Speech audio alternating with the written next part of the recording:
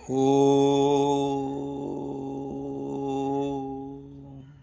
ब्रह्मा मुरारिस्त्रिपुरान्तकारी भानुः शशी भूमिसुतो बुधश्च गुरुश्च शुक्रः शनिराहुकेतवः सर्वे ग्रहाः शान्तिकरा भवन्तु। आदित्याय नवग्रहेभ्यो नमो नमः। मित्रों, पिछली बार हमने भरणी नक्षत्र के बारे में कुछ बात की थी। जैसा आप जानते हैं, आजकल ज्योतिष में हम नक्षत्रों की व्याख्या कर रहे हैं। पहला अश्विनी, दूसरा भरणी, आज कृत्तिका नक्षत्र की बात करेंगे। मित्रों, कृत्तिका नक्षत्र सूर्य के नक्षत्र हैं। कुछ विशिष्ट बातों की जब हम गणना करते हैं, ज्योतिषी आकलन करते हैं, तो अभी भी हम पहला नक्षत्र कृत्तिका से शुरू करते हैं। मित्रों, इसकी सीधी सी साधारण सी वजह है कि क्यों हम शुरू करते हैं। जब पहला नक्षत्र अश्विनी है तो अश्विनी के स्वामी केतु हैं, भरणी के स्वामी शुक्र हैं, देव हैं, और कृत्तिका नक्षत्र के स्वामी सूर्य हैं। क्योंकि सूर्य को पहला ग्रह माना जाता है, इसलिए सूर्य के नक्षत्र से गणना की जाती है, और आखिरी फिर नक्षत्र वही 27 पूरे होते हैं। सारे हम अश्विनी भरणी को भी उसमें सम्मिलित किया जाता है। जैसे हम सप्तनाड़ी की बात करते हैं जलाने के लिए ज्योतिषी में, तो उसमें कृत्तिका से शुरुआत की जाती है। चलिए, अब हम उसकी व्याख्या फिर कभी करेंगे जब स्पेसिफिक बात होगी। आजकल नक्षत्रों की बात चल रही। चलो, अब तीसरा नक्षत्र, भचक्र के तीसरे नक्षत्र। भचक्र जो शब्द नहीं समझ पा रहे मित्रों, वो जोडियक कहते हैं। जो ब्रह्मांड में जो चीज़ है उसको भचक्र कहा जाता है। ब्रह्मांड को जो भचक्र में उपलब्ध हैं वो कृत्तिका नक्षत्र तीसरी नंबर पर आते हैं। और कृत्तिका नक्षत्र के स्वामी की बात हमने कर ही ली, सूर्यदेव हैं। तो सूर्यदेव, इनकी आकृति कैसी होती कृत्तिका नक्षत्र की? स्वामी से मतलब, सूर्यदेव स्वामी से मतलब उसको कंट्रोल करने वाले सूर्य हैं, ये उसका मतलब है, साधारण सी बात। तो कैसी आकृति बनती है? ये 6 छोटे छोटे तारे, स्टार जिनको कहते हैं, उनको मिलकर एक फरसे की तरह आकृति बनाते हैं। फरसा कैसा? मित्रों, जिसने रामलीला देखी हो, परशुराम जब क्रोध में आ जाते हैं, जब धनुष तोड़ दिया, तो लक्ष्मण ने जब उनको भगवान परशुराम को थोड़ा छेड़ दिया, चिढ़ा दिया, तब वो कहते हैं सहस बाहु समसो रिपुमोरा, जो यह शिव धनु तोरा। वो कहते हैं, हे बालक, जिसने यह भगवान शिव के धनुष को तोड़ा है, यह मेरे सहस बाहु के दुश्मन की तरह है।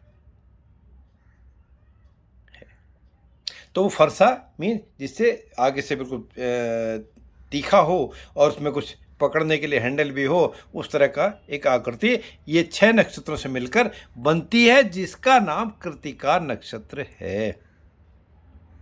बाकी हम रामलीला का कोई मंचन या पाठ नहीं कर रहे हैं इसमें, हम तो नक्षत्रों की जानकारी ले रहे हैं।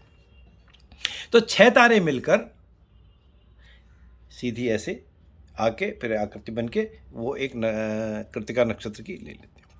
और ये कृत्तिका नक्षत्र मित्रों एक सम संज्ञक है, मीन एक बैलेंस है। सम मीन बैलेंस, उसकी जो आकृति है बैलेंस है, उसका प्रभाव भी बैलेंस है, उसका कार्य भी बैलेंस है।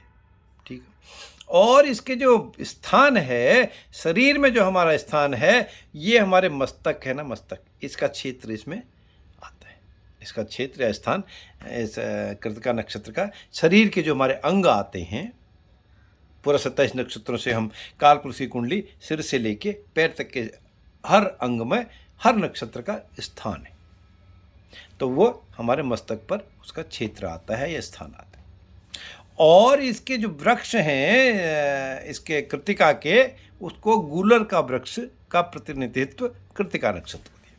गूलर जो जानते हैं अच्छा है, नहीं तो सर्च करें, देखें। नहीं मिलेगा, पता चलेगा तो कभी मेरे से बात करेंगे तो मैं उनको फिर बताऊंगा गूलर के बारे में। और कृतिका नक्षत्र की जाति जो है ये ब्राह्मण जाति है। उनका प्रभाव कैसा है, आचरण कैसा है, उसके बाद में कहते हैं तो ये बीमार रहने वाले हैं, साधारणतया सामान्यतया कुछ न कुछ बीमारी पालने वाले हैं कृतिका नक्षत्र। और ये पशुओं को प्रेम करते हैं, भोग विलास वाले हैं, भोगी हैं, साधना करने वाले हैं, साधक हैं। और साथ ही जो साधना करेगा वो साधु संतों में विश्वास भी करता है, आस्था रखने वाले। और उन साधु संतों में जो आस्था रखेगा, जो साधना करेगा, वो विद्या का अभिलाषी होगा, विद्यावान है, विद्या को चाहने वाले, सीखने वाले, समझाने वाले, समझने वाले होते हैं। और ये किसी न किसी रूप में इनको डिस्प्यूट पसंद है, कलह प्रिय इनकी आदत है। जो डिस्प्यूट करने वाला है, आप देख सकते हैं कृतिका नक्षत्र का जन्म होगा, उसका कृतिका नक्षत्र का प्रभाव उस जातक जातिका में एस्ट्रोलॉजिकली हम देखेंगे तो मिलेगा। और बहुत कम से गरीबी से उठकर वो धन प्राप्त करने वाले, राजा कहीं भी हो, किसी भी स्थिति का हो, वो अल्टीमेटली पावरफुल हो जाते हैं, धन। और ये धार्मिकता में बिल्कुल कट्टर हैं, राजा की तरह। सूर्य राजा है ना, तो बिल्कुल कट्टर हैं, उन्होंने जो मानना है वही धर्म को मानना। कंजूस भी आसानी से देते नहीं हैं।